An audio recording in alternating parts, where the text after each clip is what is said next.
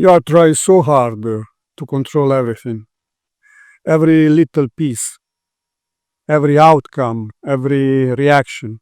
And guess what? It's exhausting. Worse, it's impossible. You think if you just work harder, push more, stress over every detail, you think that finally everything will fall into place. But it doesn't. Does it? Because the truth is, some things will never fall into place. And that's fine. That's perfectly fine. Marcus Aurelius said that you have power over your mind, not outside events. Realize this, and you will find strength. So, what if I told you that the key is not forcing everything to align? What if the real power is in accepting what will not? And I tell you because I used to be like this. I built businesses thinking I had to micromanage everything, every project, every deal, every client interaction. Clients wanted to speak with me, and I wanted to have a personal relation with them. But if something slipped through the cracks, I felt like a failure. One time I had this big consulting gig lined up, and everything was perfect, or so I thought. And then the last minute, the client backed up. Completely out of my control. But did I accept it? No, I did not. I obsessed over it. I replayed every conversation in my head.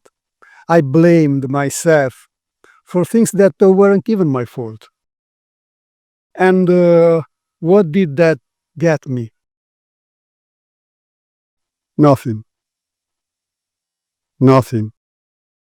Just stress, anxiety, and wasted time that I could have spent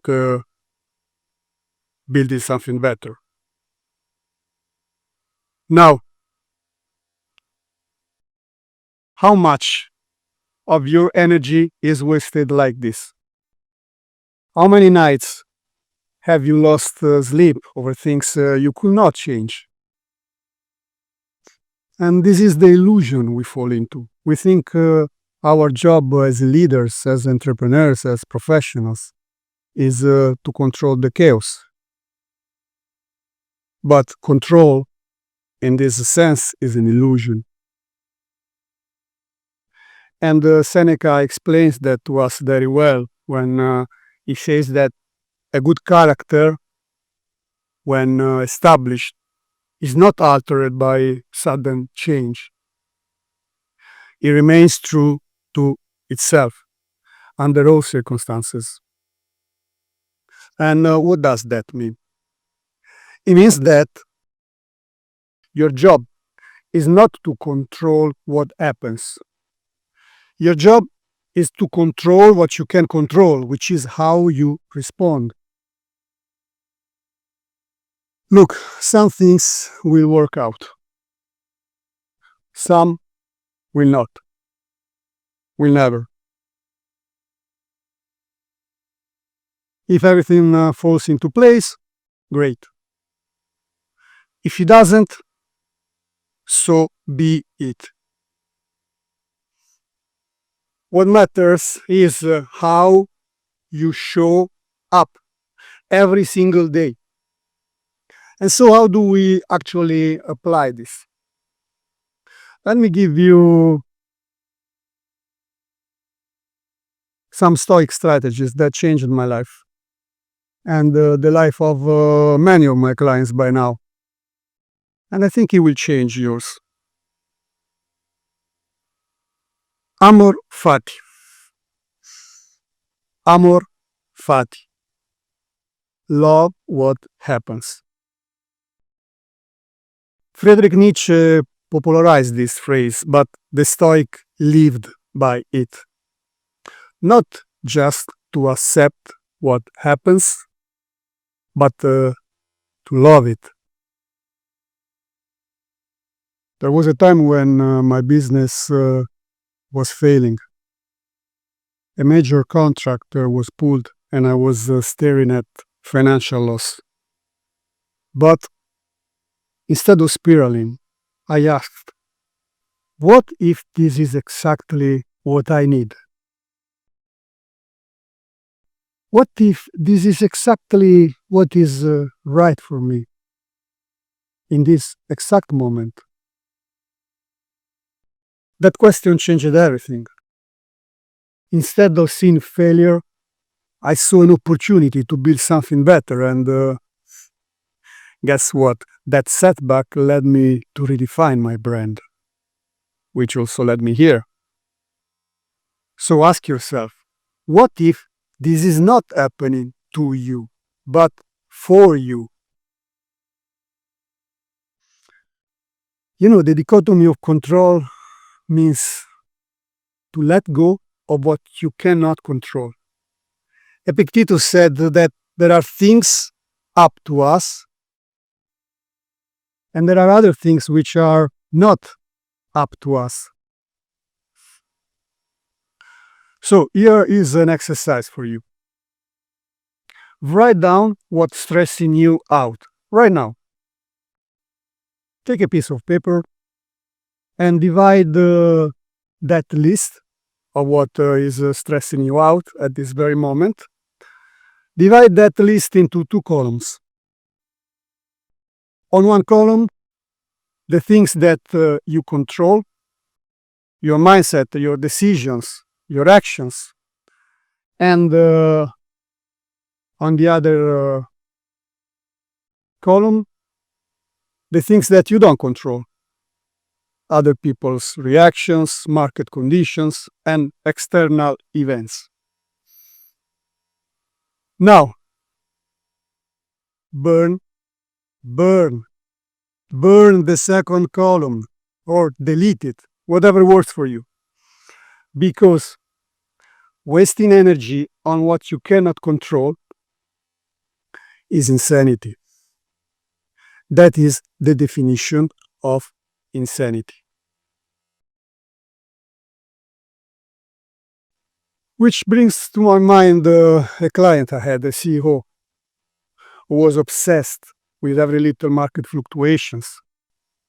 He'd lose sleep over the economy or over government policies, things one person could not control. The moment he applied this principle, he freed up his mind, made better decisions, and ironically, his business grew faster. Hey, no, Anton, Marcus! Premeditatio malorum, prepare for the worst, and accept the best. Before every major decision, the Stoics would visualize the worst case scenario. Not to be pessimistic, but to be prepared. When I launched my coaching business, I asked myself, what if no one signs up? What if it completely fails? What if no one watches my video? And I'm at peace with it. I am in peace with it. And suddenly, that fear lost its grip. In your case, you're scared because you're resisting uncertainty. But if you prepare for the worst, then nothing can shake you. So, here is your challenge for the next week. Practice letting go. Every time you feel resistance, when things aren't falling into place, pause and ask, is this in my control? Is this that is happening to me in my control? Ask this yourself, and if it's not, let it go. If you want to learn how to truly apply Stoicism in your business and life, click the link in the description and we can talk, or we can connect on LinkedIn. And I'll show you how Stoicism can transform your decision-making, your mindset, and ultimately your results. If you're not ready for that, just follow me on LinkedIn or keep watching these videos. Subscribe if you're not subscribed, and every day I'll keep you on track. But always remember, some things will fall into place. Some will not. Either way, you stay strong, and see you in the next. Live long and prosper. Live long and prosper. Live long and prosper. Live long and prosper. Live long and prosper. Live long and prosper. So, live long and prosper. Live long and prosper. Whatever. Live long and prosper. Live long and prosper. Captain, live long and prosper. Long and prosper. Long and prosper, Max. Hey, live long and prosper, mother. You were right, Will. Live long and prosper, Jack. My plan is to live long and prosper, you know what I mean? To make little baby deeks, little ninja assassins with fantastic hair. Live long and prosper. Well, merci beaucoup. Live long and prosper. To the Potter B&B, may it live long and prosper. Indeed. Yeah. May all your future gazebos live long and prosper. Please leave. Live long and prosper. Oh, just go. I'm going. Live long and prosper, Sheldon. I was so intrigued with that gesture, and I suggested that we do that as Vulcans. Within days after that episode was on the air, I started getting that gesture back on the streets.